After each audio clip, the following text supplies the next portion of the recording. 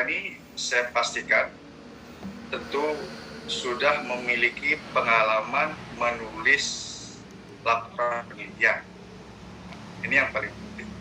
Bapak Ibu mengikuti acara webinar ini pastinya sudah memiliki pengalaman untuk menyusun atau membuat laporan penelitiannya.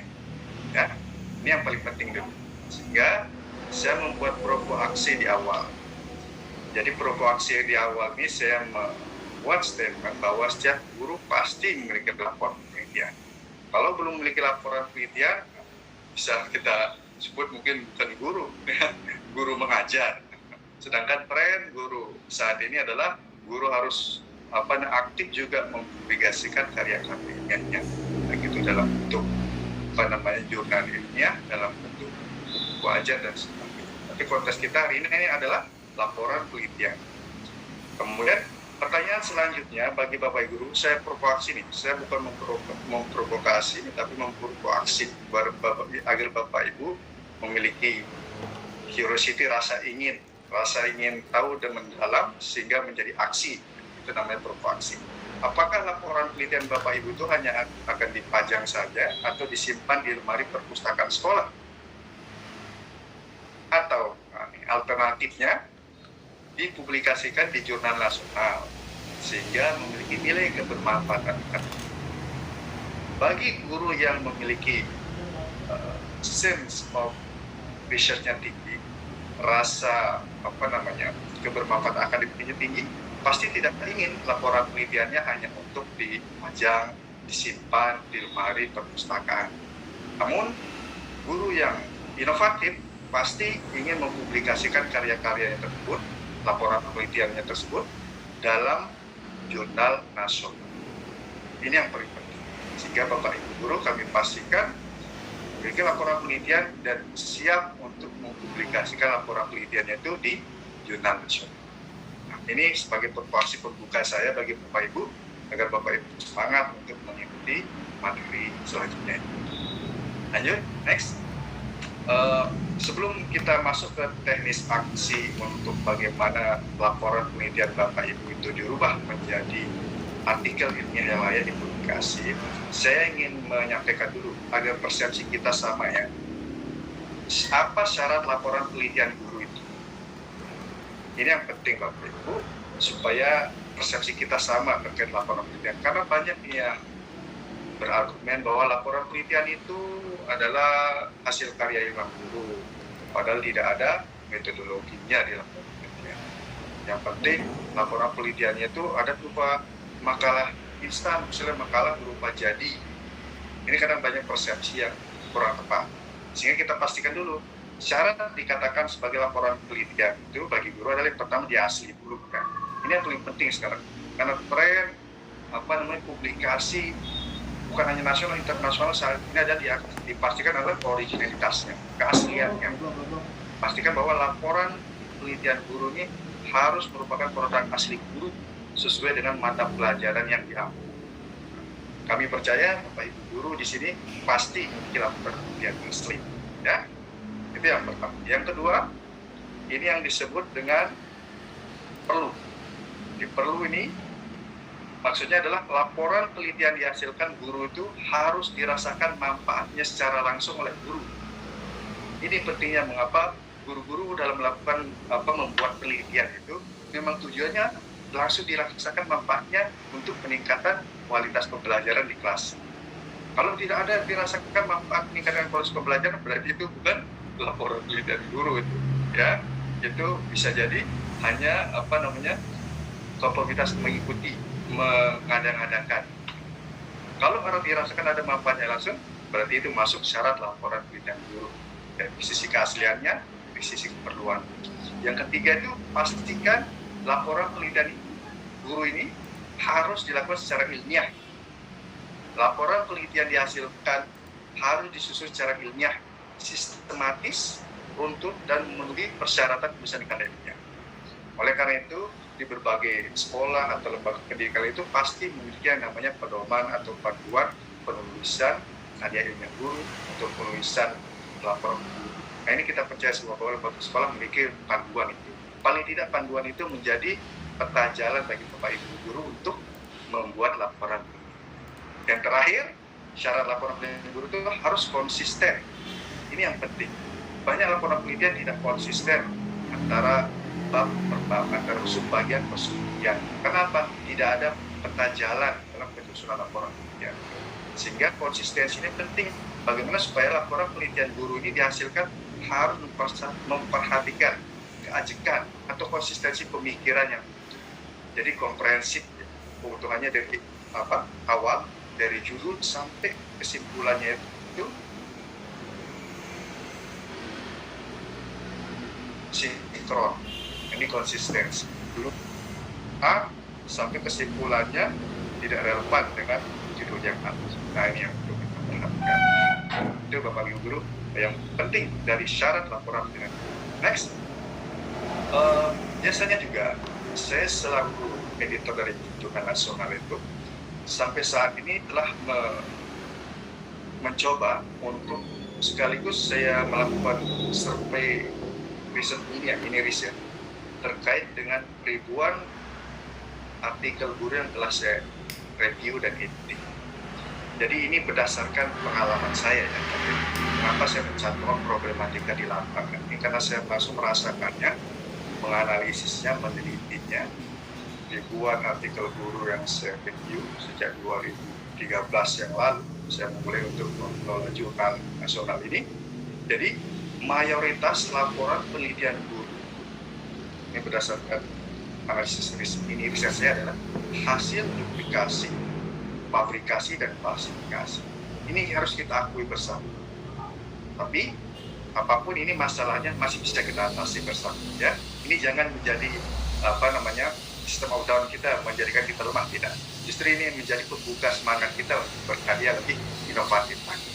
Jadi mayoritas laporan penelitian guru itu hasilnya duplikasi. Maksudnya duplikasi apa? Ya karena sebagian besar mencontoh dalam arti menduplikasi tanpa memodifikasi. Nah, ini namanya duplikasi.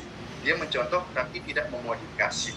Itu namanya duplikasi. Cuma mengganti nama sekolah. Isinya sama. Banyak saya temukan seperti itu. Kemudian fabrikasi data. Fabrikasi data itu maksudnya data-data yang dihasilkan itu tidak sesuai dengan fakta di lapangan. Nah, itu fabrikasi data. Bisa jadi data-datanya itu didapatkan ya hanya sesuai dengan kemauan.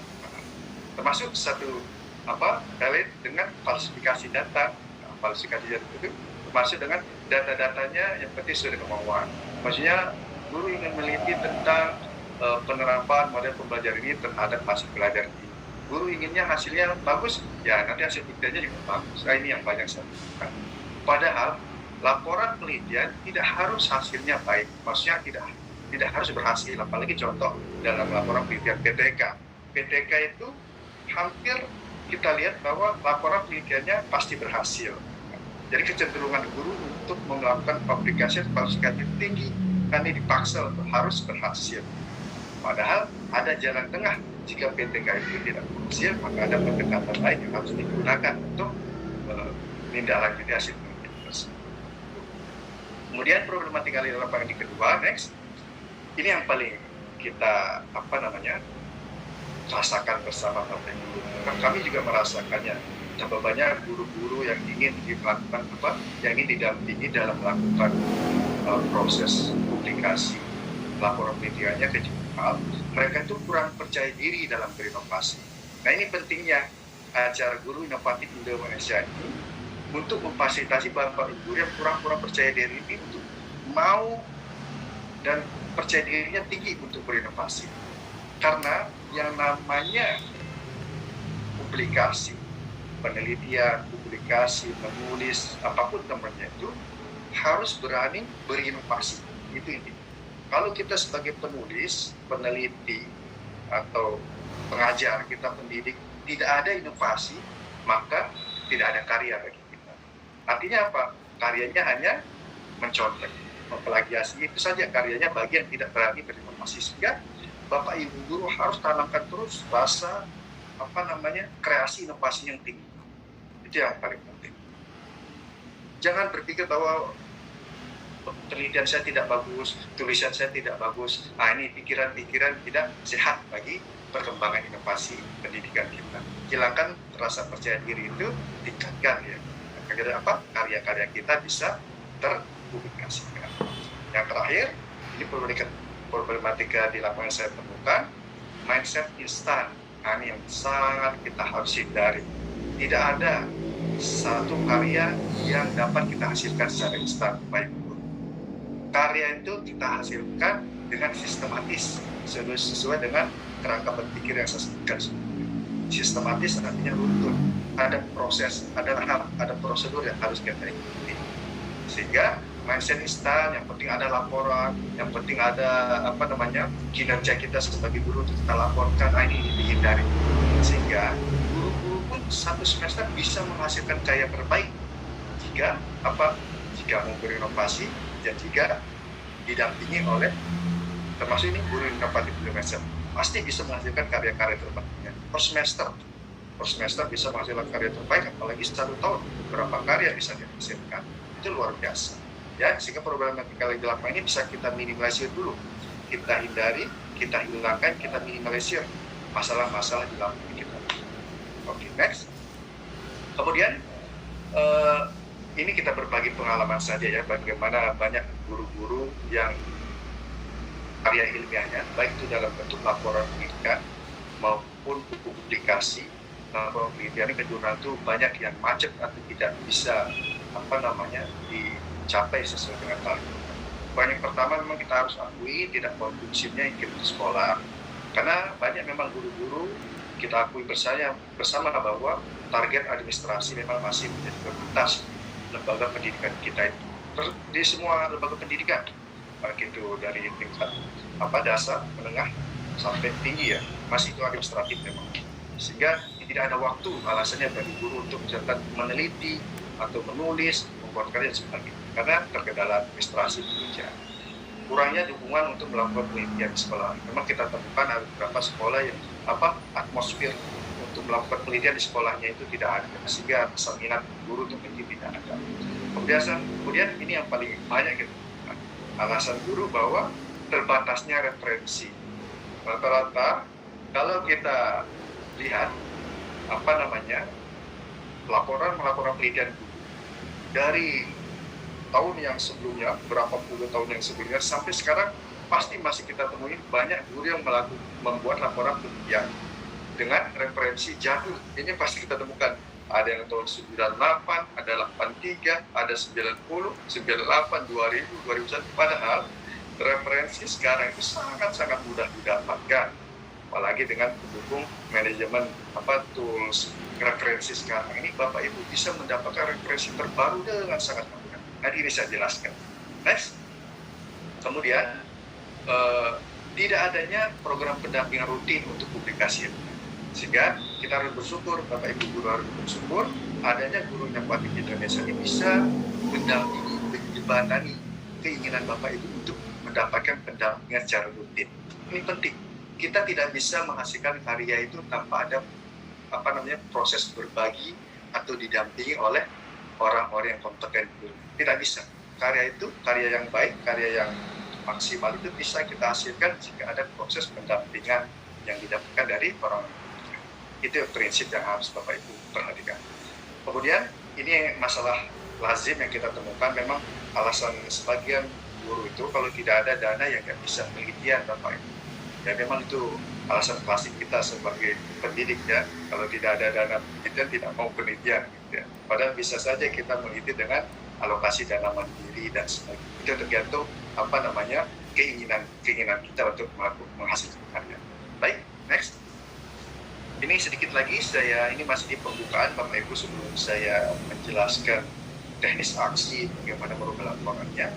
Kemudian ini yang paling mencengangkan ya, beberapa tahun lalu itu di beberapa daerah, kemudian saya berkoordinasi juga dengan beberapa editor jurnal di berbagai daerah, kemudian saya kumpul dengan kumpulan editor nasional. Memang ditemukan banyak karya tulis ilmiah guru yang diragukan keaslian. Ini memang mengapa karya ilmiah guru ditolak ketika pengajuan haknya, POK-nya atau pengajuan untuk menaikkan angkatan Jepang dan sebagainya, ini memang ditemukan banyak diragukan keaslian, itu disebut dengan plagiat. Nah, ini yang kita harus hindari, Bapak. Plagiasi ini sangat mudah kita hindari, Bapak. Jadi plagiasi itu jelas bisa diketahui, sederhana saja. Apalagi dengan adanya sekarang sistem plagiarism for screening for plagiarism, atau screening untuk mengecek keaslian karya itu sangat mudah sekali, karena sudah ada aplikasi. Jadi karya Bapak itu bisa kami ketahui berapa persentase kemiripannya dengan artikel atau karya orang lain, masih bisa kita ketahui, sehingga ini bisa kita hindari. Bapak Ibu bisa hindari plagiasi ini dengan terus dilakukan pendampingan dengan karya Bapak Ibu asli originalitasnya bisa dipertahankan, ya. Kemudian next, nah selanjutnya kita harus perhatikan dulu, karena banyak ditemukan keasliannya masih diragukan, sehingga mengapa laporan guru diragukan keasliannya ini yang menjadi PR kita bersama, sehingga ini yang perlu kita perbaiki. Ini Bapak guru yang perlu diperbaiki, ya. Tadi kalau ditemukan banyak kasus keasliannya diragukan, nah ini yang perlu kita perbaiki, bagaimana supaya karya kita ini keasliannya tidak diragukan, gitu kan? Sehingga yang pertama, pastikan bahwa karya tulis ilmiah Bapak Ibu ini bukan skripsi, penelitian, atau karya orang lain. Nah, ini menjadi PR kita, ya. Jangan jadikan skripsi dan karya orang lain itu kita ubah digunakan sebagai karya ilmiah kita. Nah, itu tidak boleh, ya. Dan ini dipastikan pasti tidak lolos, originalitasnya pasti dipertanyakan, ya. Kemudian pastikan lokasi dan subjeknya konsisten, karena terdapat petunjuk ini kalau laporan pelatihan guru itu banyak terdapat lokasi subjek tidak konsisten, lokasinya di A, nanti subjeknya di B. Ini banyak seperti itu, lokasinya di provinsi A, subjeknya di provinsi B. Ini banyak kita temukan. Padahal Bapak Ibu guru, kalau Bapak Ibu guru cermat, pasti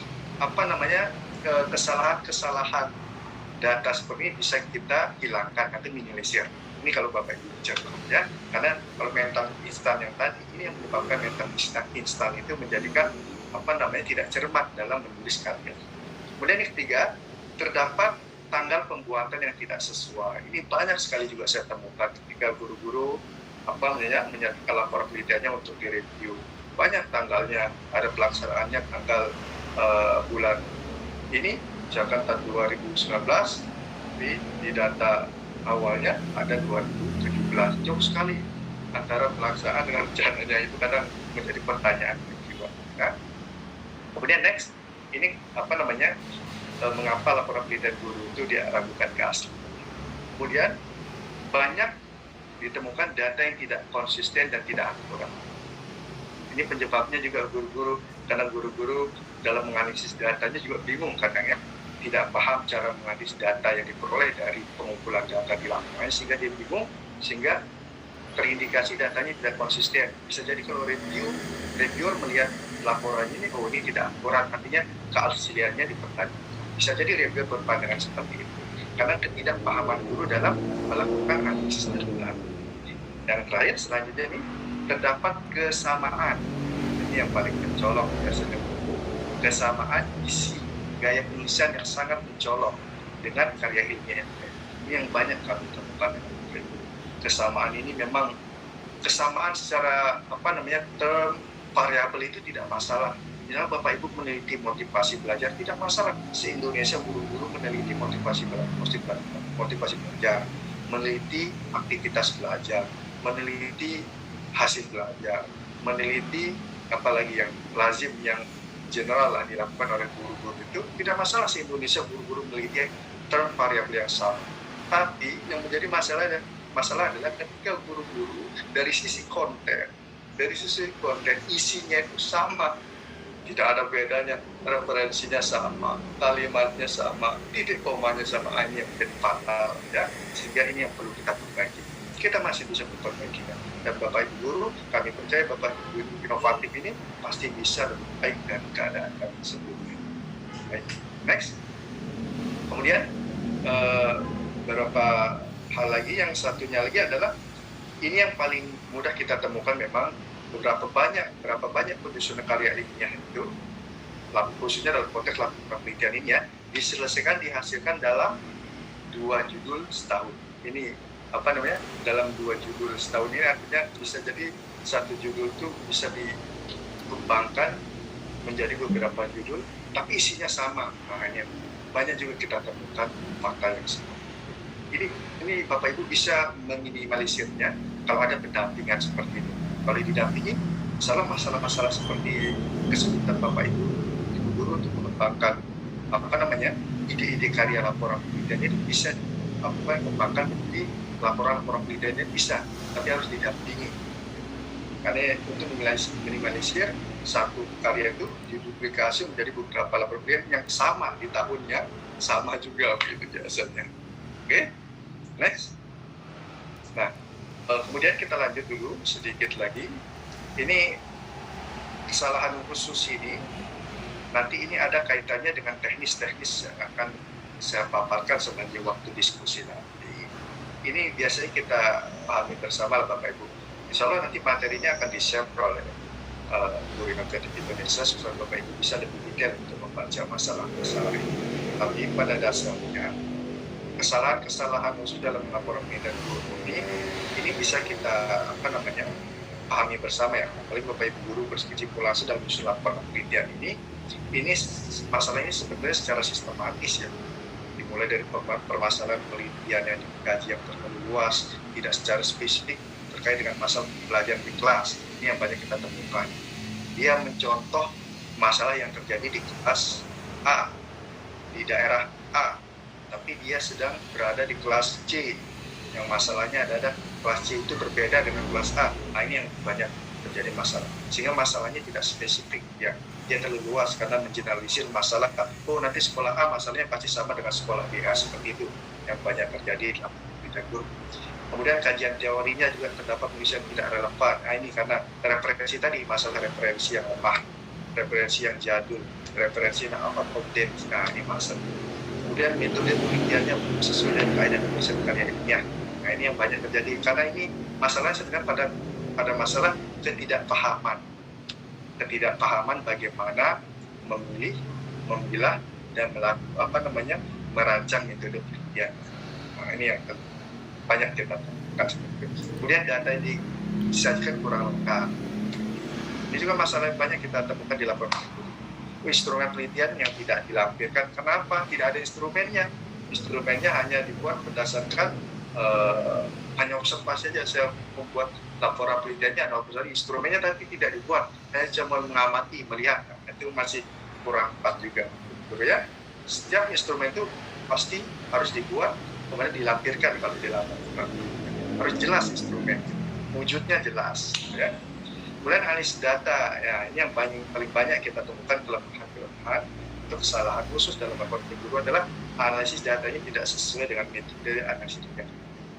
Analisis datanya A, teknik analisis datanya B. Metode penelitiannya digunakan misalkan PPK, tapi teknik analisis datanya tidak sesuai dengan rancangan metode PTK yang tersebut. Jadi tidak nyambung antara tujuan dengan cara mencapai tujuan. Itu yang banyak kita temukan. Kemudian isi tulisan per babnya tidak konsisten. Nah, ini seperti yang saya sampaikan tadi, banyak sesuai. Kemudian kesimpulan dan saran tidak sesuai. Antara kesimpulan tidak sesuai dengan tujuan atau masalah penelitiannya. Sarannya tidak nyambung, tidak sesuai antara kesimpulannya, banyak kita temukan. Nah, seperti ini materi pembuka untuk awal ini supaya Bapak Ibu guru memahami bahwa laporan penelitian yang kita sajikan hari ini, masalah-masalahnya mulai dari awal sampai saat ini bisa menjadi pelajaran bagi kita bersama. Ini karena kami berbagi bagi Bapak Ibu untuk bisa meminimalisir, menghindari atau bahkan menghilangkan semua kesalahan-kesalahan ini dalam artikel atau karya kita sendiri. Sekarang kita masuk ke poin inti materi. Lanjut Pak Sandi. Ini yang ingin saya sampaikan. Kemudian apa yang harus kita lakukan sekarang? Nah, ini yang kita lakukan sekarang adalah perlu Bapak Ibu guru semuanya yang hadir dalam acara hari lakukan berbagai pelatihan dalam bentuk loka karya, workshop, apapun namanya, penulisan karya ilmiah bagi guru. Artinya Bapak Ibu guru harus aktif. Apalagi ini acaranya dilakukan oleh Guru Inovatif Indonesia, gratis lagi kan. Dan harus kita aktif ini kalau bisa menjadi mentor acara-acara seperti ini. Supaya apa? Ilmu-ilmu update terkait dengan publikasi karya-karya kita itu bisa kita dapatkan dan bisa kita salurkan langsung, kita langsung realisasikan gitu. Dia harus aktif dalam membuat karya-karya karya itu ya. Dia perlu disediakan sarana khusus yang mengenai karya tersebut. Nah, karya sarananya udah banyak, jurnal-jurnal publikasi nasional banyak di Indonesia atau di lembaga perguruan tinggi yang lain sudah. Jadi jangan khawatir, jangan merasa tidak ada tempat berkarya. Saat ini sudah sangat banyak sekali. Next, ini yang paling penting. Saya mulai materi inti merubah laporan penelitian Bapak Ibu guru menjadi artikel ilmiah. Terus saya singkat dengan MLP MAI. Jadi tips dan trik yang pertama, saya pastikan Bapak Ibu guru memiliki laporan penelitian dulu. Yang ya, jadi yang belum punya harus buat, karena ini awal tahun Bapak Ibu ya. Awal tahun adalah waktu yang panjang bagi Bapak Ibu guru untuk mulai menyusun proposal penelitian. Tidak ada alasan nanti karena liburnya panjang, mungkin bagi Bapak Ibu guru punya libur waktu yang panjang tidak berkarya, ini masalah ya. Jadi mati yang sudah memiliki laporan penelitian harus semangat. Nah, alhamdulillah saya sudah memiliki laporan penelitian, jadi siap untuk merubahnya menjadi artikel ilmiah ya. Kemudian tips yang kedua untuk mempermudah tujuan Bapak Ibu merubah laporan penelitian menjadi karya ilmiah ini, artikel ilmiahnya adalah mencari jurnal dikelola oleh lembaga atau perguruan tinggi yang lain. Ya, Bapak Ibu guru sekarang mudah mencari jurnal ya, jurnal open jurnal system, misalkan jurnal Guru Inovatif Indonesia, nanti muncul di OJS banyak jurnal. Bapak Ibu cari contoh jurnal artikel itu, ya. Ini yang paling penting. Jadi Bapak Ibu guru sekarang tidak harus mengandalkan referensi dari buku ya, tidak harus, karena bahkan sebagian besar jurnal-jurnal bereputasi sekarang itu bahkan meminta supaya penulisnya itu 100% referensi data pustaka artikel itu dari jurnal terupdate. Itu sekarang yang menjadi tren. Kan kalau Bapak Ibu lihat jurnal-jurnal internasional itu semua referensinya dari jurnal, semua dari artikel seperti ini ya. Jadi Bapak Ibu mencari jurnal yang open jurnal system ya, bukan yang offline lagi sekarang. Semuanya open jurnal system yang dikelola oleh tiga lembaga. Kemudian pastikan editor dari jurnalnya itu memiliki track record. Nah ini yang penting. Jangan sampai Bapak Ibu mempublikasikan artikelnya di editor dari jurnalnya tidak memiliki karya juga. Nah ini masalah ya. Harus Bapak Ibu pastikan, saya ingin mempublikasikan laporan penelitian saya menjadi artikel ilmiah saya di jurnal A.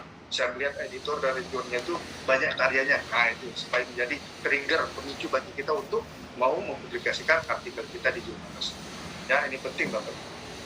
Kemudian langkah selanjutnya Bapak Ibu membaca dan pelajari jurnal template-nya dulu. Karena di sini banyak kelemahan Bapak Ibu guru yang ingin publikasikan karya artikel ilmiahnya itu tidak pernah membaca jurnal template dari jurnal yang dituju. Jurnal template itu artinya apa? Selingkungannya, sistematika atau cara menulis artikel di jurnal tersebut. Nah, itu yang sebenarnya jurnal template, selingkungannya. Jadi maksudnya dari awal, dari dari abstraknya sampai dapat pustakanya, bagaimana cara menulisnya. Di sini jurnal template. Di semua jurnal yang menggunakan open journal system pasti mencantumkan jurnal template-nya masing-masing. Bapak Ibu bisa mendownload ya. Silakan nanti Bapak Ibu cek di Google aja, misalkan jurnal Guru Inovatif.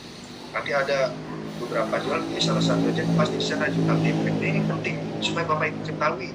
Kalau Bapak Ibu ingin menuju kota Bandung, bingung mau ke sana tanpa menggunakan Google Map, ini Google Map-nya di sini, jurnal template-nya, penunjuk arahnya. Nah, begitu juga dengan kita. Kalau kita mau baca jurnal template itu pasti tahu, ini cara menulis abstraknya begini, cara menulis pendahuluannya begini, isinya apa saja ini, metodenya ini, hasil penelitian begini dan sebagainya. Ini jurnal template penting.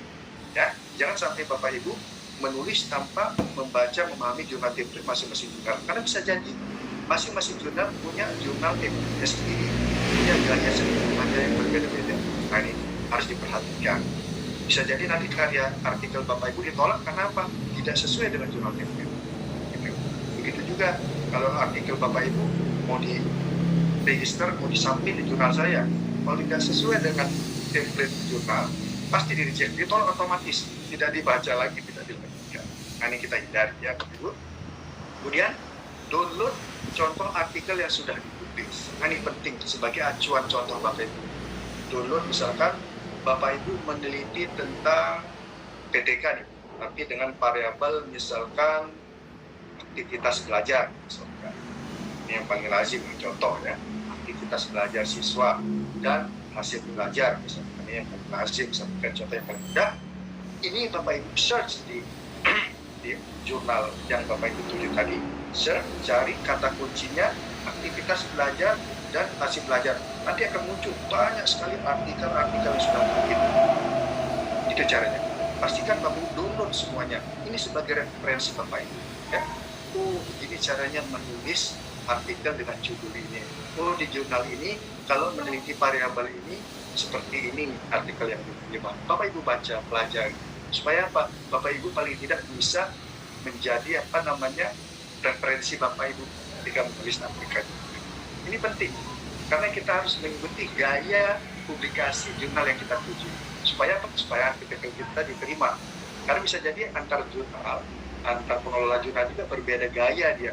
Sehingga jurnal A bisa jadi menerima, tapi jurnal B tidak menerima seperti itu. Kalau Bapak Ibu memperhatikan hal-hal teknis itu ya. Kemudian ini yang paling penting, kumpulkan dari sekarang referensi pendukung Bapak Ibu. Oke, kita akui sekarang laporan penelitian kita itu Bapak Ibu guru referensinya jadul-jadul, itu kita akui.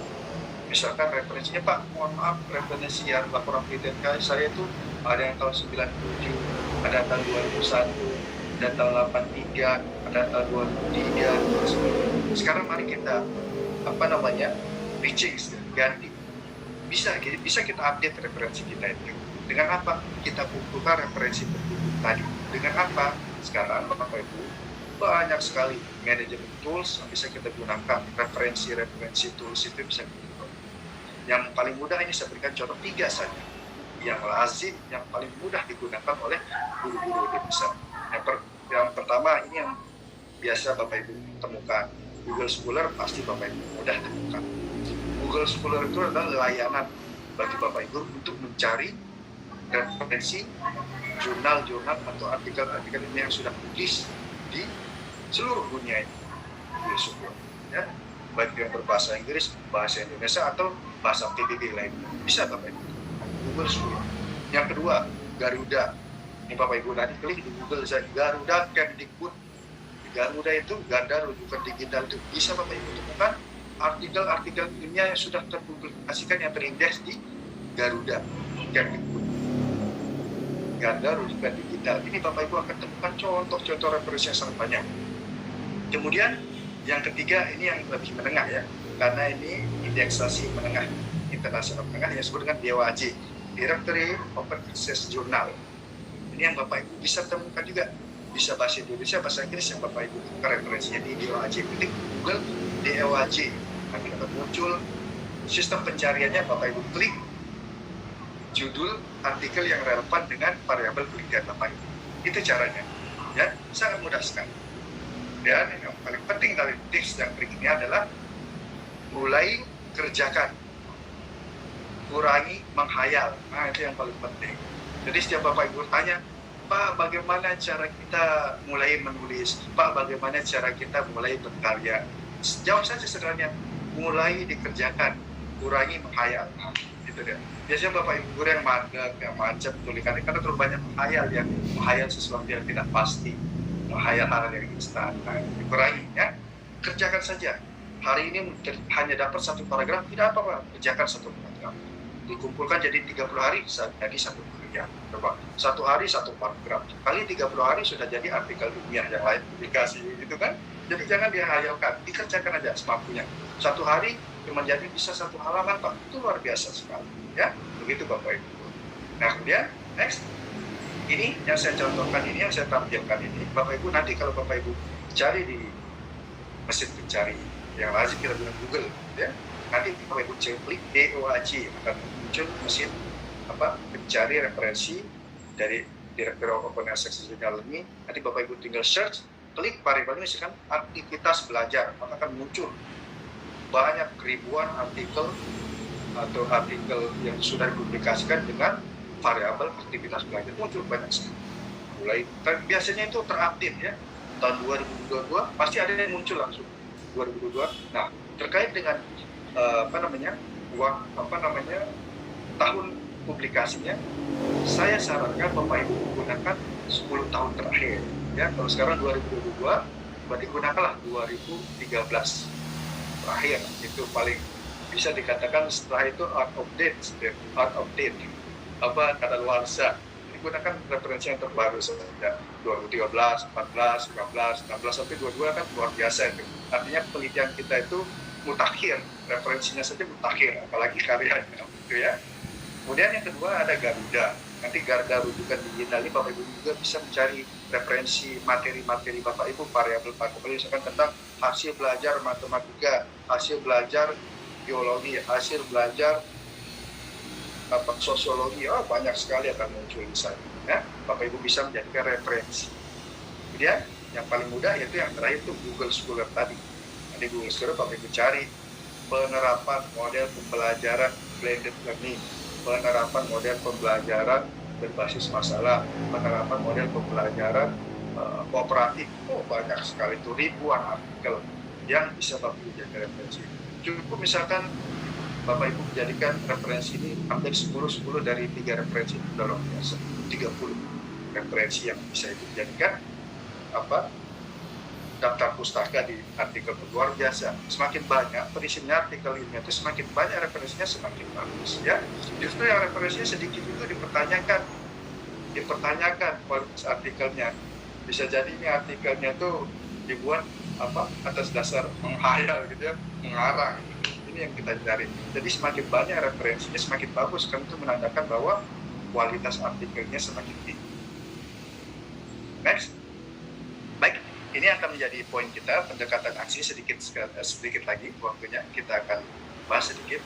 Bapak Ibu, dalam ini asumsi kita tadi sama. Bapak Ibu sudah memiliki laporan penelitian. Nah, sekarang bagaimana kita merubah laporan penelitian kita punya ini, yang kita sudah buat, yang sudah jadi milik kita ini, laporan penelitian ini kita rubah menjadi artikel ilmiah yang layak dipublikasikan jurnal nasional. Nah, ini yang menjadi sistem struktur yang dimiliki oleh semua pengelola jurnal di dunia ini dimanapun, bahwa typical structure of research artikelnya itu pasti mengadopsi yang namanya, ini ada istilahnya IMRACAR. IMRACAR ini artinya ini yang sebagian besar pengelola jurnal Indonesia gunakan atau adopsi sistemnya.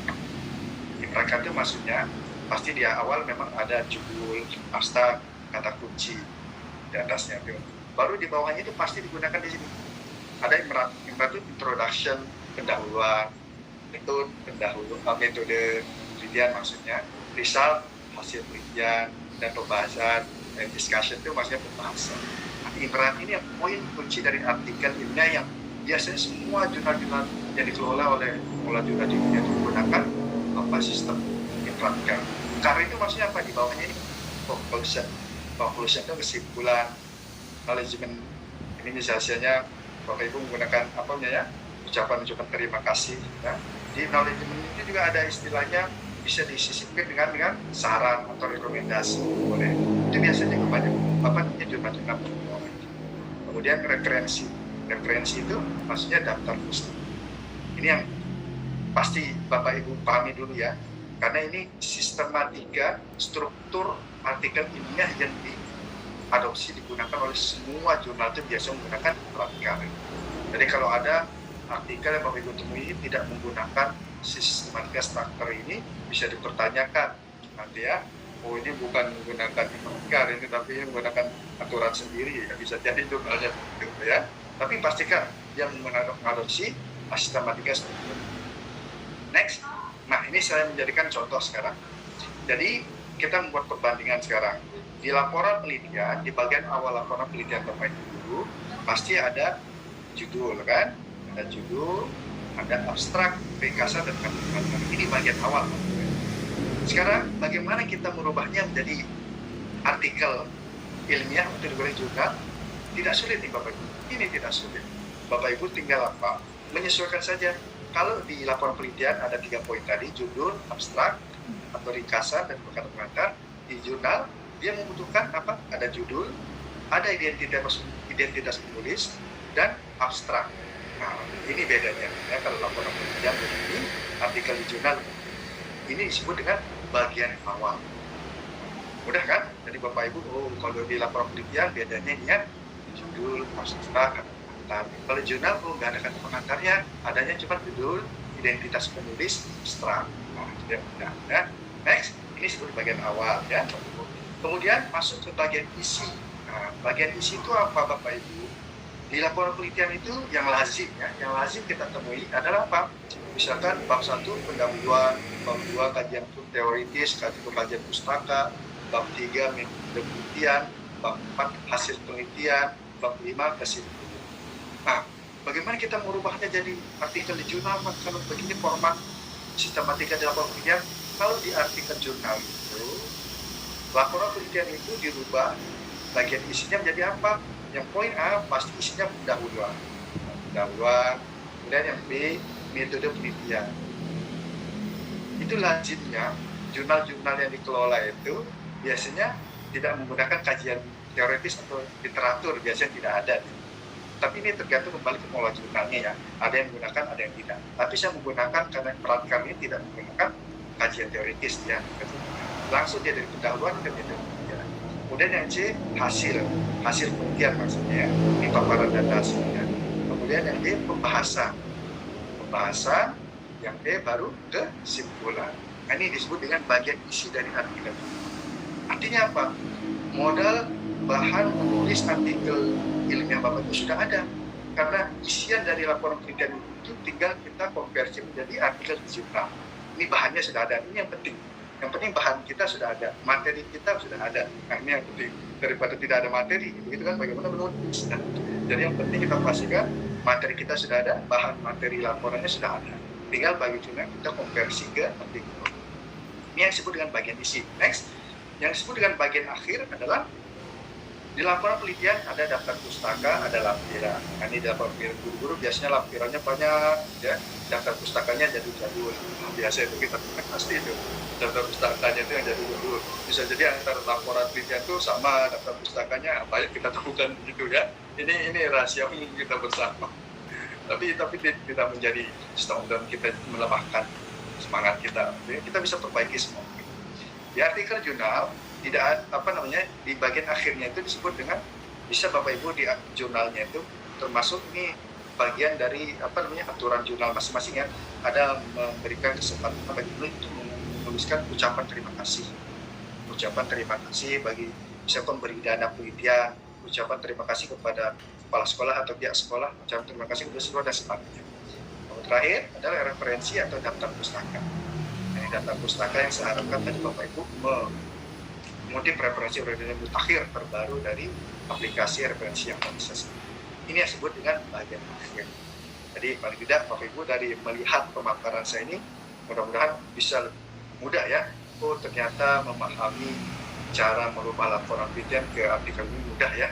Sekarang saya sudah punya laporan penelitian, ternyata saya ingin merubah ke artikel ini, mudah ya. Ternyata bahan saya sudah ada, materinya sudah ada nih. Ini yang paling penting dulu, Bapak Ibu punya semangat dulu menyatakan diri bahwa saya sudah punya bahan materinya, materi dijadikan artikel. Nanti pertanyaan selanjutnya, bagaimana menyesuaikan konten isi materinya itu agar bisa menjadi artikel ini layak publikasi. Nah ini pertanyaan. Ini yang kita akan bedah. Ini contoh, kita mulai dari awal ya. Kurang lebih 5 menit lagi. Kita mulai dari awal. Misalkan ini contoh kasus saya adopsi dari kasusnya Amadi 2020. Misalkan ada contoh laporan penelitian Bapak Ibu nih, mungkin ada yang sama atau yang beda konteks, term, atau variabel lainnya. Bisa kita contoh saja ini kasus. Misalkan di laporan penelitiannya, contoh judulnya adalah peningkatan motivasi belajar siswa dalam mata pelajaran PPKN melalui model pembelajaran berbasis portofolio di kelas 9A sekolah menengah di SMK misalkan. Terkadang editor atau reviewer jurnal yang bereputasi itu tidak mau judulnya ini dibuat judul yang standar seperti ini. Ini judul laporan. Kalau dikonversi menjadi judul di artikel ilmiah, pasti ini ditolak kalau menggunakan laporan judul laporan penelitian dijadikan judul artikel penelitian karena artikel ilmiah. Nah, ini pentingnya Bapak Ibu berinovasi. Jangan berinovasi, berkreasi supaya judul Bapak Ibu menarik. Karena pembaca ilmiah itu, para pembaca ilmiah itu, kalau tertarik membaca suatu karya itu, dia melihat judulnya dulu. Kalau judulnya menarik itu, besar kemungkinan akan dibaca secara keseluruhan itu atau menyelesaikan membaca. Ini penting Bapak Ibu. Kita harus pahami dulu psikologis para pembaca ilmiah kita juga ya, penting. Kalau judulnya terlalu standar, yang peningkatan motivasi belajar siswa, ini judul sudah biasa. Kita tahu ke situ. Nah, seperti itu. Kita kurangi sinisme itu dengan apa?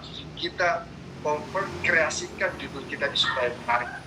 Misalkan kalau editor jurnal itu memilih untuk diganti saja judul ini kalau mau dipublikasikan. Judulnya apa? Ada alternatif. Misalkan judul A diganti menjadi efektivitas model pembelajaran berbasis portofolio untuk meningkatkan motivasi belajar siswa. Paling tidak ini ada sisi ketertarikan untuk dibaca lebih lanjut atau direview lebih lanjut kalau judulnya seperti ini. Jadi nggak apa-apa. Yang penting variabelnya tidak berubah. Bapak Ibu merubah redaksi judul itu, menyesuaikan, mengkreasikan redaksi itu tidak apa-apa selama variabelnya itu tidak berubah. Kalau variabelnya berubah tidak bisa ya Bapak Ibu. Ini misalkan model pembelajaran portofolionya diganti dengan model pembelajaran berbasis masalah yang nggak nyambung, pasti ditolak kan. Jadi ini merubah redaksi saja, menyesuaikan redaksi agar lebih mudah dipahami oleh pembaca ilmiah ya. Kemudian alternatif judul kedua, misalkan perubahan motivasi belajar siswa dalam mengikuti mata pelajaran PPKN dengan model pembelajaran berbasis portofolio. Ini alternatif judul yang Bapak Ibu bisa adopsi. Ya, bisa Bapak Ibu contoh. Perubahan motivasi belajar artinya dia sebelum mengikuti pembelajaran ini motivasinya bagaimana dengan model ini, setelah menggunakan model itu bagaimana. Ini contoh supaya artikel Bapak Ibu bisa diterima dari sisi judul ya.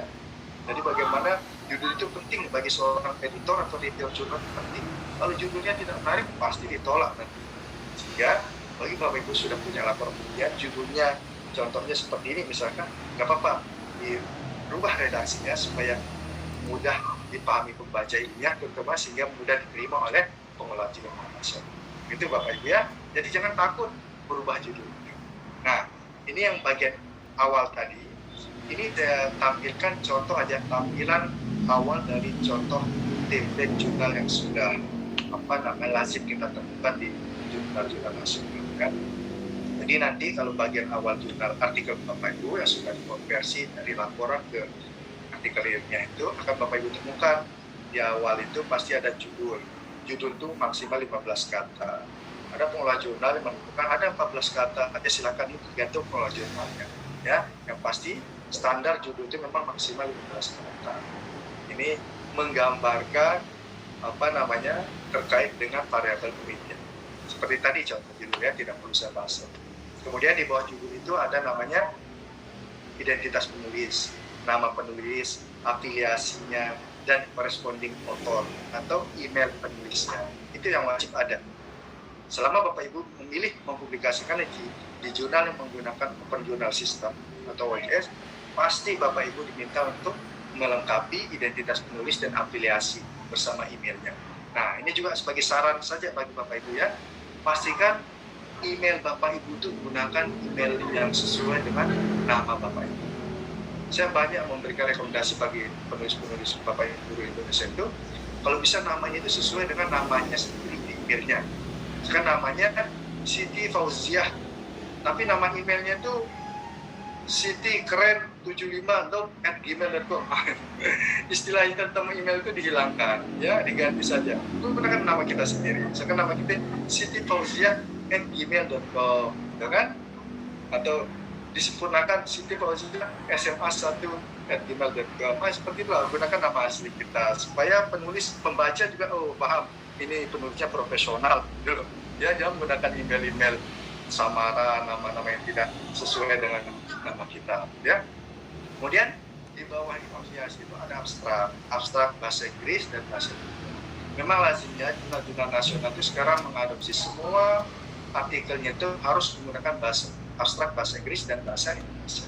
Ya, Bapak Ibu kalau tidak bisa menguasai bahasa Inggris yang baik atau tidak bisa mengkonversi ke bahasa Inggris, abstraknya bisa minta bantuan untuk membuat jurnal. Itu bisa mentranslate abstrak bahasa Indonesia ke bahasa Inggris. Boleh, silakan Bapak Ibu lakukan itu, request ke pengelola jurnal. Nah, di abstrak ini apa isinya? Nah, ini Bapak Ibu harus perhatikan, ya. Abstrak itu yang lazim isinya kalau menggunakan pendekatan ibrat tadi, ibaratkan itu. Jadi yang wajib ada di abstrak itu yang pertama adalah yang pasti Bapak Ibu mendeskripsikan apa tujuan penelitiannya. Nah, ada beberapa jurnal memang ketentuan jurnal tersebut dimulai dengan abstraknya dengan latar belakang. Tidak masalah, ini kita memilih gaya selingkungan kita saja.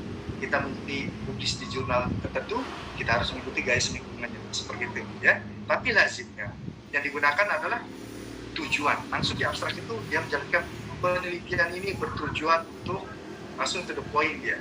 Boleh, karena ini yang lazim digunakan di struktur impact. Nah, tujuan penelitiannya.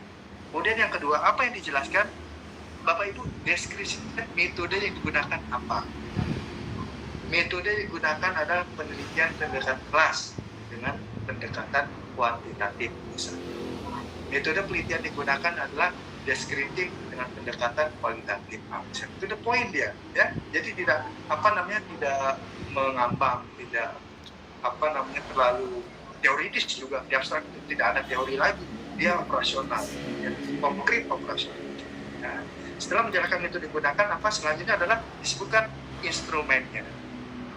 Instrumen penelitiannya apa, atau teknik pengumpulan datanya apa. Disebutkan ada instrumen penelitiannya menggunakan lembar observasi, atau angket, atau wawancara, atau dokumentasi, dan sebagainya. Tergantung tadi bagaimana instrumen yang Bapak Ibu gunakan. Disebutkan saja secara operasional, ya, konkret, ya, tidak teoritis lagi. Kemudian setelah instrumen disebutkan, lalu apa? Dijelaskan di sana teknik analisis data. Teknik analisis data itu penting karena banyak kita temukan abstrak jurnal-jurnal itu banyak yang lompat ya dari tujuan langsung kesimpulan, tidak jelaskan metode, instrumen, teknik analisis. Nah, ini yang penting ya, Bapak Ibu jelaskan teknik analisis datanya. Sehingga banyak pembaca ilmiah itu senang membaca abstraknya saja. Kalau sudah membaca abstraknya berarti sudah paham isi dari artikelnya, banyak begitu. Jadi kita ikuti juga selera pembaca ilmiah kita ya Bapak Ibu.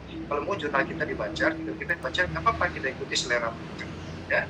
Jadi setelah kita menulis instrumen tadi, teknik analisis datanya kita jelaskan. Ingat, antara metode instrumen teknik analisis data harus sinkron ya, nyambung, cocok ya. Ya, baru bisa kita mendapatkan data yang paling reguler ya.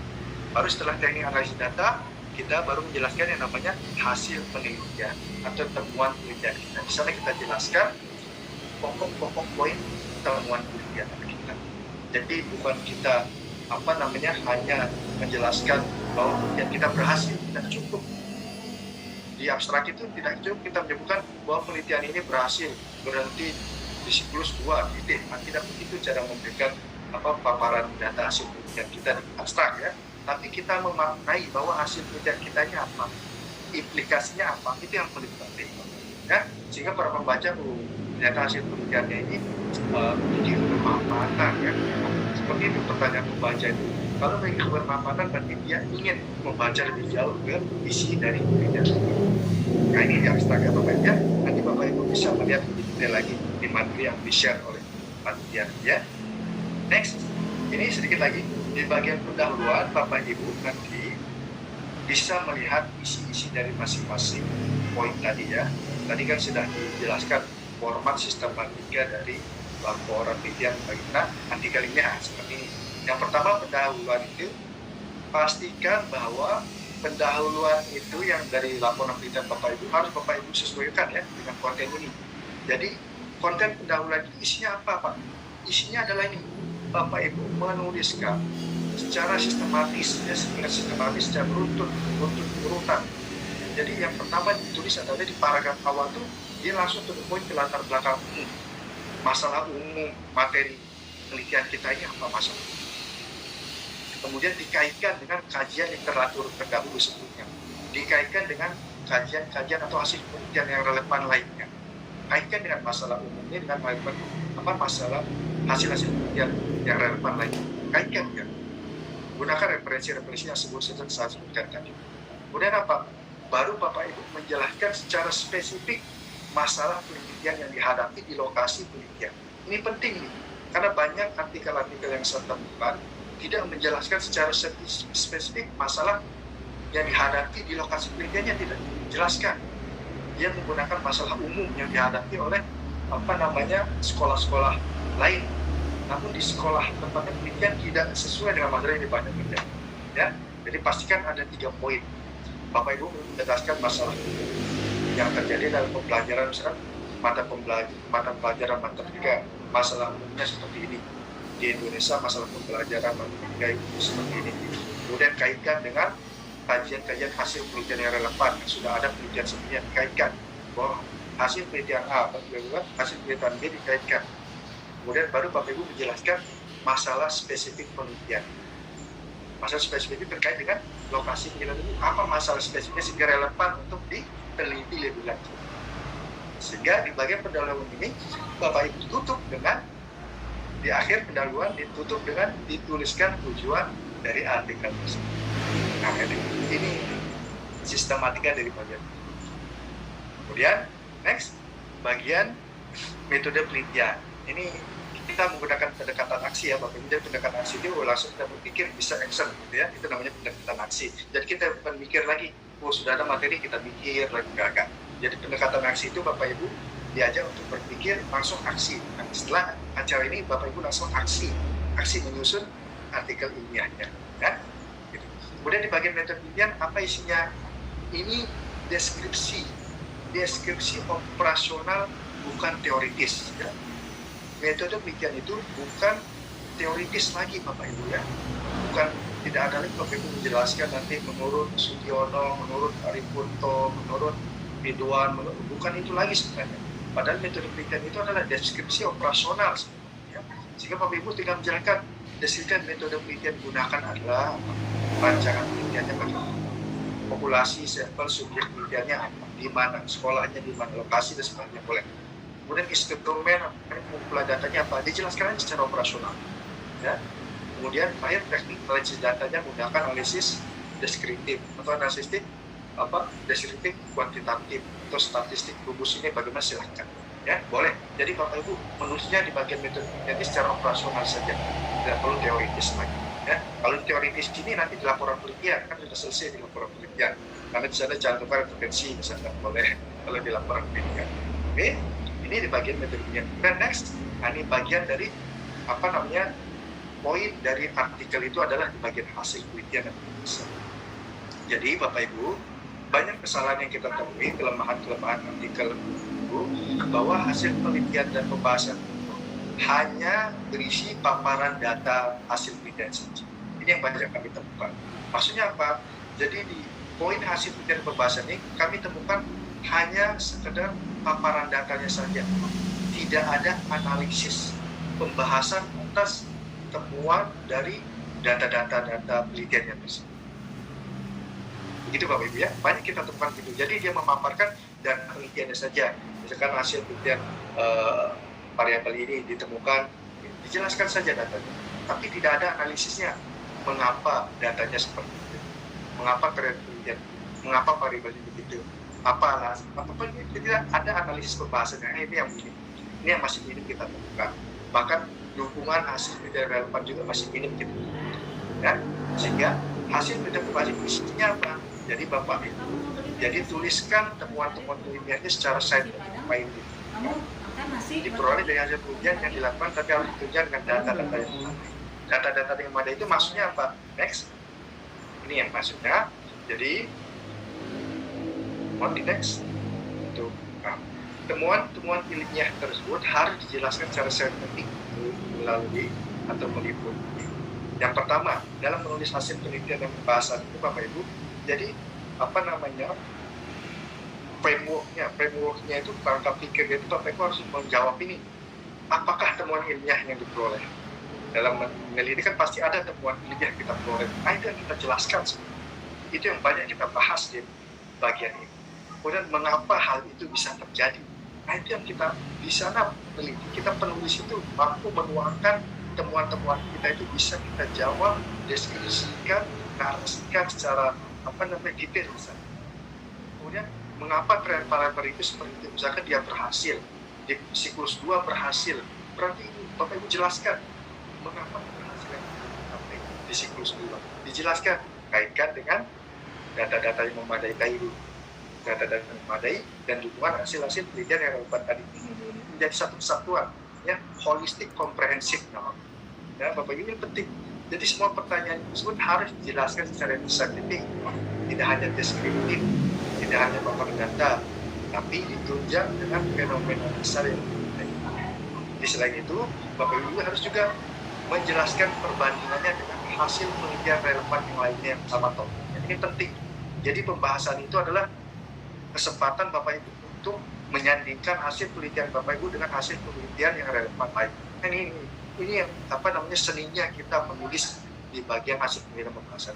Bagaimana Bapak Ibu menggunakan referensi pendukung itu untuk dituangkan dalam bagian lain paling penting, sehingga pembaca itu tahu penelitian ini relevansinya dengan semuanya ada, dan penelitian ini memiliki keterkaitan dengan penelitian saling menunjang, sehingga ini menjadikan referensi atau kedepannya menarik untuk penelitian. Gitu ya, Ibu.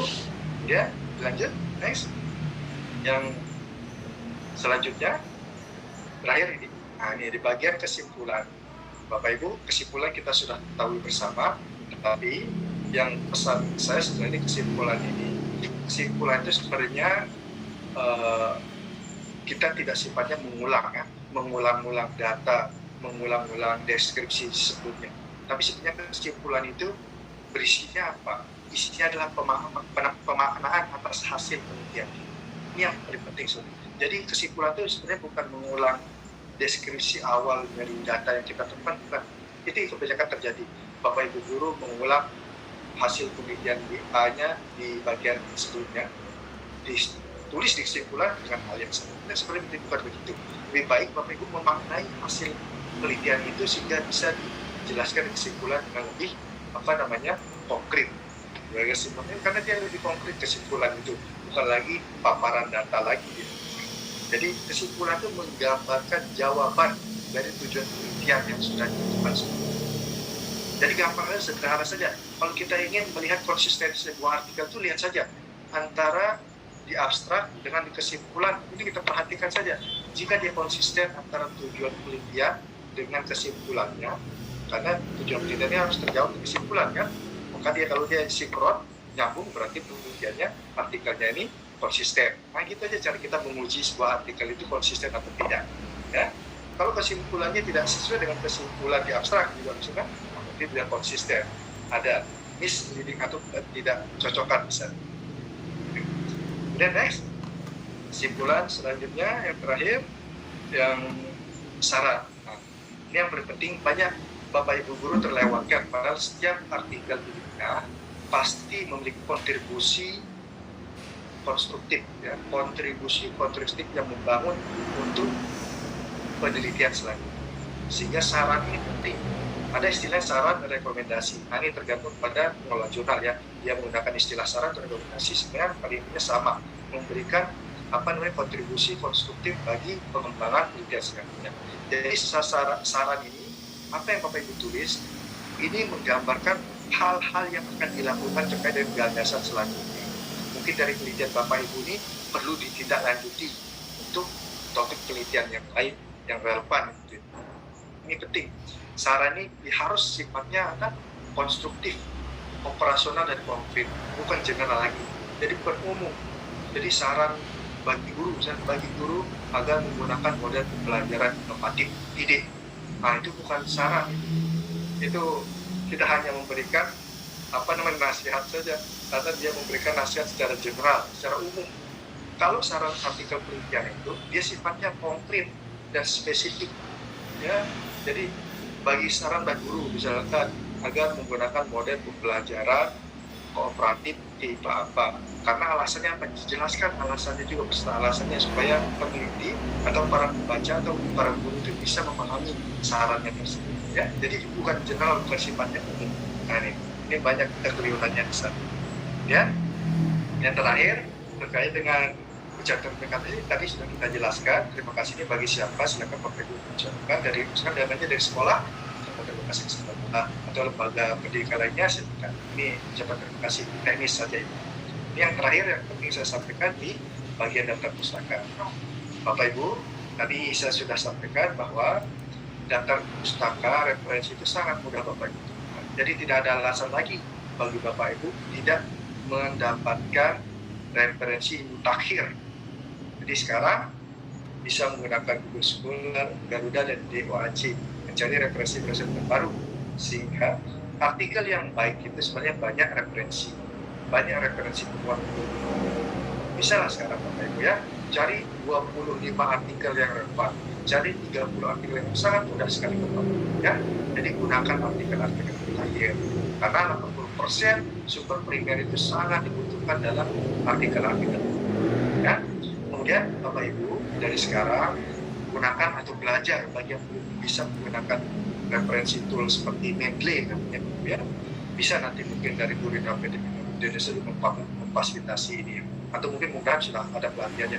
Jadi gunakan, biasakan Bapak Ibu guru ketika menulis artikel ilmiah dalam menulis daftar pustakanya gunakan aplikasi referensi Mendeley, ya, dengan format apa, American Scholarly Association-nya digunakan oleh seluruh jurnal biasanya, lazimnya, ya, di seluruh dunia ini menggunakan sistem referensi apa, American Scholarly Association.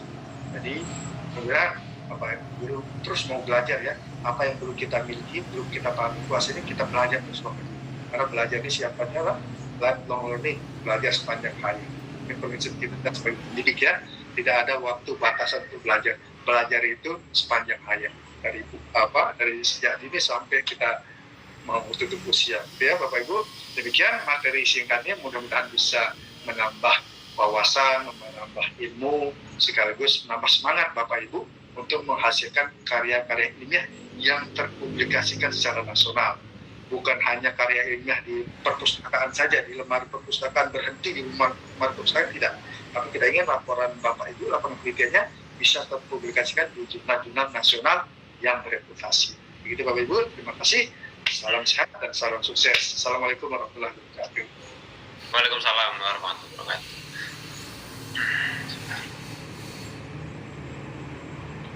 Baik, terima kasih. Assalamualaikum warahmatullahi wabarakatuh. Waalaikumsalam warahmatullahi wabarakatuh. Alhamdulillah saya bisa berkesempatan ikut hadir dalam acara yang sangat bagus. Ada Bapak materi yang saya hormati, saya Ibu Siti Fatona dari Provinsi Sumatera Selatan. Ya, Bu. Pak, bagaimana caranya kita itu awal dari untuk segala penyusunan? Kadang-kadang karya ilmiah itu banyak yang kita buat, memang tidak memungkinkan, tidak menghindari atau tidak bisa memungkiri kita selalu membaca karya orang lain, kayak gitu. Nah, untuk mempercayakan diri bahwa itu tuh benar-benar karya kita, bahkan jangan sampai dikatakan kita plagiat punya orang. Nah, kayak gitu tuh bagaimana caranya ya Pak, ya? Maaf, terima kasih Ibu. Ya, sudah ditangkap pertanyaannya. Silakan Bapak Arif untuk menjawab. Baik, terima kasih Ibu Fatona. Salam dari Sumatera Selatan, Bu, ya. Saya dulu ke Sumatera Selatan tahun 2011 dulu. Sekarang udah hampir 10-11 tahun, lupa jadi arah ke sana. Baik, jadi pertanyaan Ibu Fatona ini bisa mewakili yang lain, ya. ini memang pertanyaan lazim yang kita temukan oleh di pertanyaan guru. Memang salah satu masalah guru kita dalam menulis karyanya ini adalah masalah percaya diri. Jadi untuk meminimalisir keraguan-raguan kita bahwa ini karya kita itu sebenarnya Bapak Ibu guru tinggal menulis dengan kriteria kejujuran saja sebenarnya. Jadi begini, maksud saya begini. Jadi ketika Ibu menulis artikel atau laporan atau apapun bentuknya itu, pastikan Bapak Ibu ketika membaca, mengutip, menyadur atau melihat contoh artikel-artikel yang lain itu harus dicantumkan referensinya, Bapak. Harus dicantumkan referensi kutipan dari artikel yang Bapak Ibu kutip tersebut. Ya, itu yang paling penting sebenarnya. Sebagai contoh, misalkan kalau Ibu melihat contoh artikel-artikel jurnal internasional, bahkan setiap satu kalimat itu ada referensinya. Gitu ya Bapak Ibu ya. Setiap kalimat, misalkan pendidikan adalah usaha sadar dan berencana, gitu. Ada referensinya, boleh dilanjutkan. Tujuan pendidikan adalah titik. Jadi setiap kalimat itu ada referensinya. Artinya dia itu murni bahwa hasil artikelnya ini adalah referensi ukuran referensi yang terpercaya begitu. Meskipun ini adalah kumpulan referensi, tapi ini karyanya. Ide konten substansi karyanya ini yang sebenarnya menjadi nilai artikel tersebut. Kalau masalah referensi seperti saya sampaikan tadi, semakin banyak referensi kita itu semakin baik, menandakan bahwa kualitas artikel ini semakin baik. Jadi jangan kita tidak percaya diri, Bu. Misalkan kalau kita semakin banyak referensi kita, Pak, mohon maaf, di satu paragraf referensi saya 5 referensinya. Saya mengutip 5 artikel yang relevan di jurnal yang lain, nggak apa-apa. Ya, yang penting untuk menghilangkan keraguan bahwa artikel kita ini hasil baik itu tidak. Jangan. Jadi ajukan saja, diutip artikel relevan itu dicantumkan di artikel terkait. Ya, jadi menghindari rasa keraguan-raguan ini bukan karya kita, ini biasanya bagian dari ketidakpercayaan diri. Ketidakpercayaan ini bisa kita hilangkan yang tadi semua referensi itu kita cantumkan. Sebagai contoh yang saya sebutkan tadi, kalau Ibu belajar baca ya, contoh 1 atau 5 Scopus yang indeksnya bagus itu, setiap kalimat itu ada referensinya. Maka satu artikel itu bisa sampai 50-60 referensi, itu luar biasa. Itu bisa kita contoh dan bisa kita lakukan. Jadi tidak ada yang tidak bisa kita lakukan. Oke? Jadi pertama tadi bagus, Ibu sudah punya percaya diri. Nah, itu kuncinya dulu. Punya percaya diri, sekarang percaya diri dalam mencari referensi. Nah, itu yang kedua yang penting. Mencari referensi, percaya diri, kemudian mengutip, mencantumkan referensi orang. Nah, itu yang penting. Jangan sampai lupa nanti referensi orang tidak dicantumkan. Nah, ini bisa bahaya kita, ya. Jadi jangan sampai terlewatkan. Ibu ya, tetap semangat, luar biasa. Ibu sudah punya kemauan ini luar biasa, harus kita apresiasi. Nanti Pak Randi bisa minta artikel itu untuk dipublikasikan di jurnal inovatif itu tuh udah bagus. Gitu ya. Baik, terima kasih Pak Arief. Baik Bapak Ibu, artinya mungkin sedikit saya tambahkan, intinya selain percaya diri, Bapak Ibu juga nantinya harus paham teknik-teknik karya tulis ilmiah. Ketika nanti paham, baik parafrase, menghindari plagiasi, semua paham, nanti lebih percaya diri, nantinya akan lebih mudah dalam menulis gitu. Pastinya akan terhindar dari plagiasi. Yang penting percaya diri dulu, kemudian semangat menulis secara mandiri gitu ya. Jangan terlalu copy paste gitu ya. Kalau kebetulan mirip tidak masalah, tapi kalau sudah copy paste terlalu banyak itu yang jadi masalah. Ya. Kita lanjut dulu Bapak Arief. Oke, kita lanjut yang berikutnya Ibu Hana. Silakan Bu Hana bertanya secara langsung. Hana Junayah, SPD.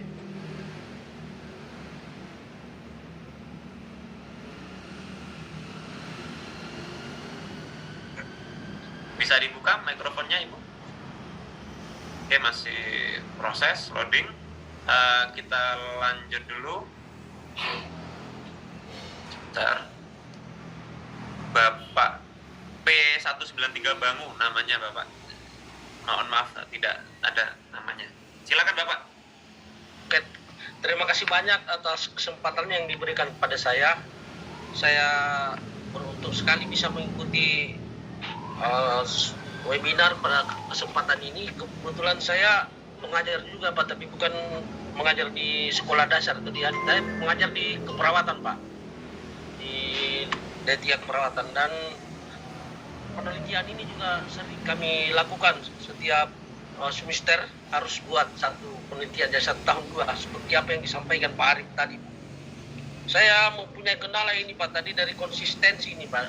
Ya mulai dari awal sampai akhir, bagaimana caranya itu Pak konsisten supaya connect-nya bagus itu lah maksudnya Pak, supaya bisa terindeks Sinta itu Pak, karena kami diharapkan harus dipublikasikan di Sinta.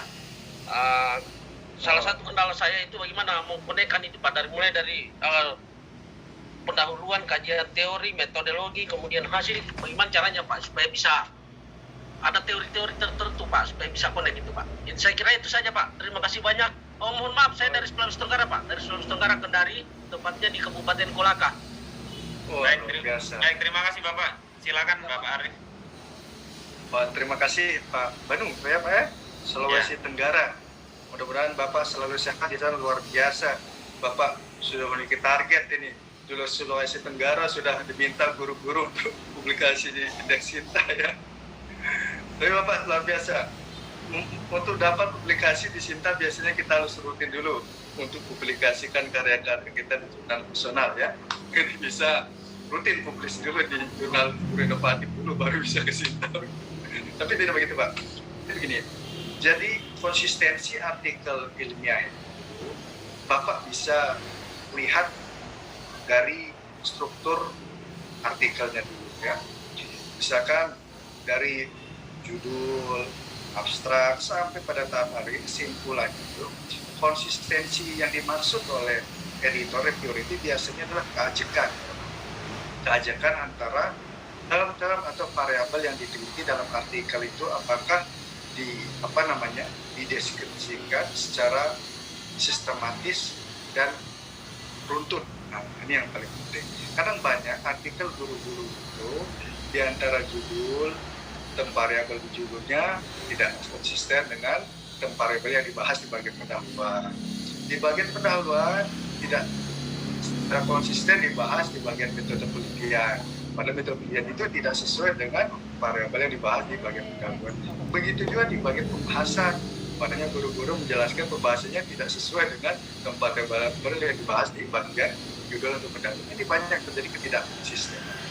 Jadi Bapak Banu, saran saya memang cara kita untuk memudahkan diri bisa membuat artikel kita ini secara sistematis dan konsisten, Bapak bisa membaca banyak contoh-contoh artikel sudah publis ya. Pastikan bahwa artikel yang dipublis itu yang sesuai dengan target Bapak. Kalau target Bapak terindeks Sinta, nanti Bapak harus mengacu atau mengutip membaca artikel-artikel yang sudah terindeks Sinta. Tapi tidak kalah penting juga sebenarnya artikel yang belum terindeks Sinta juga sudah bagus sekarang, kemajuannya sudah sangat besar. Artinya Bapak tinggal banyak membaca referensi. Ini yang penting, membaca referensi yang banyak untuk memudahkan Bapak memahami bahwa konsistensi artikel itu antara per sub bagian itu ada nilai sistematika keajekannya yang Bapak bahas di antara judul, pendahuluan sampai kesimpulan itu harus di bagian itu ya. Jadi Bapak hindari kalau misalkan Bapak membahas di judul variabel ini, nanti bagian pendahuluan pembahasan berbeda variabelnya lagi karena mungkin kelupaan, salah ketik atau salah tipe diketikkan dan sebagainya. Ini perlu Bapak perbaiki ya. Itu lazim biasa kita temukan. Tapi paling tidak hal tidak konsistenannya memang penting bagi editor dan reviewer karena menandakan keseriusan penulis. Kalau tidak konsisten penulis dianggap kita tuh ini tidak serius, biasanya ya. Jadi itu yang diperhatikan Bapak Banu. Mungkin itu bisa saya jawab dari pertanyaan Bapak Banu untuk saat ini. Terima kasih Pak. Dan silakan. Baik, mungkin 1 atau 2 pertanyaan lagi Bapak masih berkenan Pak Arif? Ya silakan. Oh iya. Berikutnya saya persilakan untuk Bapak Ali Wazir untuk bertanya secara langsung. Silakan Bapak. Bisa dibuka mikrofonnya Bapak. Dibuka, di unmute, klik. Sudah saya klik. Ya, belum bersuara. Saya beri kesempatan untuk Bapak U70C, nama Zoom-nya Bapak. Silakan Bapak U70C. Belum bersuara juga. Silakan saya beri kesempatan. Saya masih yang sudah raise hand di sini Bu Aisyah. Silakan Bu Aisyah dari Kemenak Kota. Pak Cirebon. Silakan Ibu. Ya, Assalamualaikum warahmatullahi wabarakatuh. Waalaikumsalam. Sudah sering ikut kegiatan kami kalau Bu Aisyah ini ya. Iya. Terima kasih Pak Dr. Randi, Pak Dr. Suhardi, Pak Dr. Arif. Yang saya tanyakan mungkin agak sedikit gitu, agak melenceng sedikit. Ini kan merubah ke jurnal atau ke artikel gitu. Nah, yang saya tanyakan proses sebelum ke artikel, misalnya PTS. Nah, sebelum dalam membuat PTS ini yang didahulukan itu mengesahkan atau seminar seperti itu. Terus satu lagi FGD. Jadi FGD kan masih dalam proses pembuatan gitu ya. Mungkin setelah berakhir. Nah, untuk mengesahkan sama seminar itu mana yang dulu tanggalnya? Itu aja. Terima kasih Pak Dokter. Assalamualaikum warahmatullahi wabarakatuh. Waalaikumsalam warahmatullahi wabarakatuh. Mungkin kalau ya mungkin kalau yang ini pertanyaannya lebih ke itu ya Pak Arif ya, nanti akan dibahas teknik khusus untuk yang ketika nanti narasumbernya Bapak penilai dupak nanti mungkin ya Bu ya, nanti lebih rinci nanti akan dibahas apakah yang harus dilakukan setelah membuat PTS, nanti bagaimana diseminasinya, bagaimana menyeminarkannya, nanti mungkin akan dibahas khusus ya, nanti akan begitu Ibu. Nah, yang penting intinya adalah realistis mungkin ya dalam proses penanggalannya seperti yang disampaikan Pak Arif tadi di materi. Itu mungkin itu dulu ya Ibu ya. Kita lanjut dulu ya Pak Arif ya. Pertanyaan berikutnya ya, kita silakan Bu Harlis, mungkin bisa bertanya secara langsung yang sudah raise hand. Ya, Assalamualaikum warahmatullahi wabarakatuh. Mohon maaf tidak bisa buka kamera. Ya, salam kenal semuanya. Senang sekali bisa berkenalan dengan para guru ya ini, Saya itu dosen Pak, Bapak Ibu. Saya suka sekali dengan menulis, jadi saya suka sekali dengan komunitas-komunitas seperti ini, karena saya apresiasi dengan mereka-mereka yang suka menulis, karena saya basicnya adalah penulis. Saya memulai dosen itu juga dari menulis, jadi saya senang. Jadi ini saya hanya menambahkan saja Pak Arif nuwun sewu, referensi jurnal Nikos sekarang tidak 10 tahun, 5 tahun, bahkan kalau bagus tuh 3 tahun sebenarnya. Kalau kami gitu di ini, iya, jadi kalau terlalu lama itu karena seakan-akan ilmu itu pengetahuan teori tersebut belum dikembangkan gitu. Kalau 10 tahun sudah ini. Guys, ini ya benar memang itu mengikuti penerbit. Nah, ini tadi disebutkan bahwa ada jurnal P4I ya.